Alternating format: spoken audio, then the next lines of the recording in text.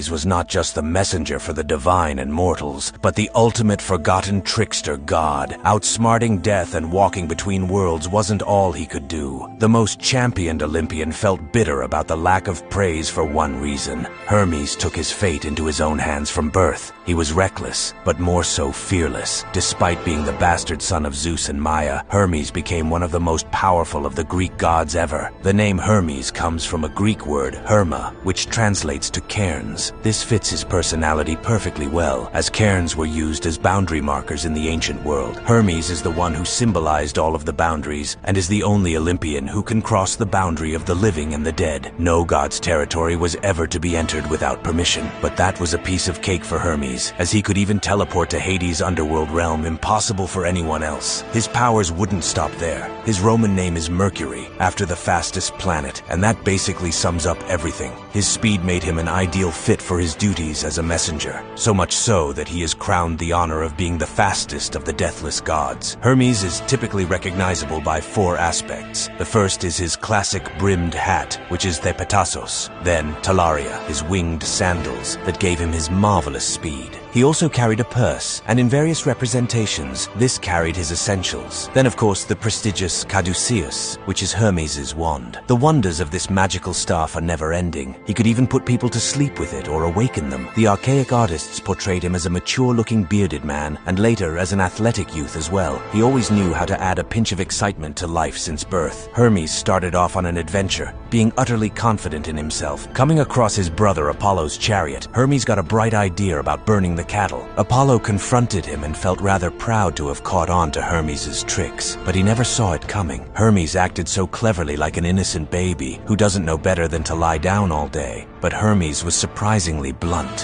When it came down to their father Zeus to make the judgment, Hermes admitted to his tricks. His bravery was to make him an Olympian on that very day, and changed everything for him. He was now a messenger between the gods and the mortals, giving him a power that he so greatly fulfilled. But he wasn't just a powerful god who killed the many-eyed giant Argus with a stone. No. Hermes was intelligent and an inventor of speech. There is a very obvious reason as to why an interpreter is called a Hermeneus in the Greek language. It is because of Hermes' name, indeed. He wasn't one to wait and invented a masterpiece of an instrument, the lyre, just a few days after he was born. Think of a newborn just coming across a tortoise and going about making a stringed instrument out of its shell. Well, that's Hermes for sure. He is also the god of dreams. He sent prophecies and dreams to the mortals that helped the gods communicate with their mortal children. He was also skilled in swordsmanship, money, amongst many other great expertise. He was even renowned to have more power than three of the greatest Olympians, Zeus, Hades, and Poseidon. One would think that means he was the most praised then, right? Not exactly what Hermes experienced. Despite Zeus promising him all the praise, all he actually got was the disappointment of always feeling left out. But Hermes never let it get to him and never retaliated as was common for gods. Hermes gracefully remained a close messenger for Zeus. It's not to say that he didn't feel hurt, of course he did. But it wouldn't be enough to stop him from being terrific, though.